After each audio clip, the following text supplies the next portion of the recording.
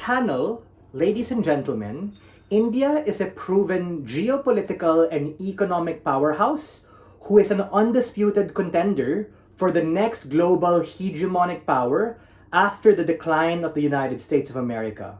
The point in which India goes to bed with China and the rest of the Asia Pacific is the point in which they create a geopolitical and economic deadlock for the very reasons that the first speaker gave us. They talked about infighting, they talked about China being mean, and they talked about other reasons in which it's going to be messy. And my question then is, then why have this binding capacity to join at the point in which we subsume all of their benefits and we tell you that they can best do that if they don't join the RCEP, or I'll abbreviate as RCEP, right? This is an actor motion in order to best set up India for geopolitical, economic, and domestic stability and sustainability over the next decade. We think that everyone in the round will probably agree on that.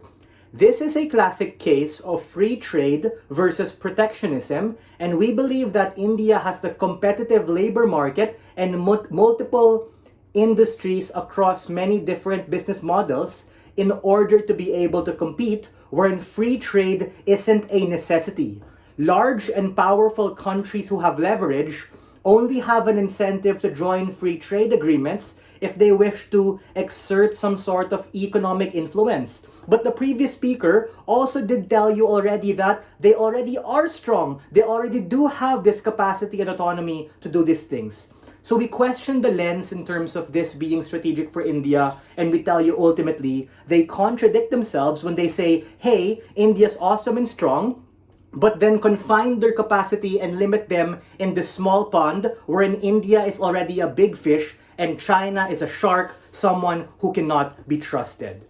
Before I move on, a couple of things which we think are important. What motivate our side of the house? Firstly, India has the leverage to do this on their own, and we think the imposition of tariffs is economically strategic so that they're able to have strategic autonomy and better control of who they trade with and how they trade. And secondly, we think that China effectively corners the market in RCEP, and we think that these particular economic and geopolitical corridors that they've already built and created, like the New Silk Road and the Belt and Road Initiative, are precisely why China already has a degree of control over that particular market, and at the point in which they're gonna go there and try to compete head on, even if they can, is not unstrategic. What is our counterfactual, right? Our counterfactual is simple. Number one, including but not limited to, directly pursuing FDIs. The previous speaker mentioned that, but we think we can also do that and we can better focus it so we get other FDIs, possibly from the West, from Europe, and other parts of the world. Secondly, we think we can create more strategic alliances without China, since the common denominator of all of these bad things is China. Now, what are some responses to the previous speaker? Other constructive material will be integrated. The first is, they make this particular assertion that it's particularly important because, oh, there's an upside or a market they want to be able to tap. People want to trade with India. A couple of responses. Number one, we can still trade with these individuals without having to join RCEP.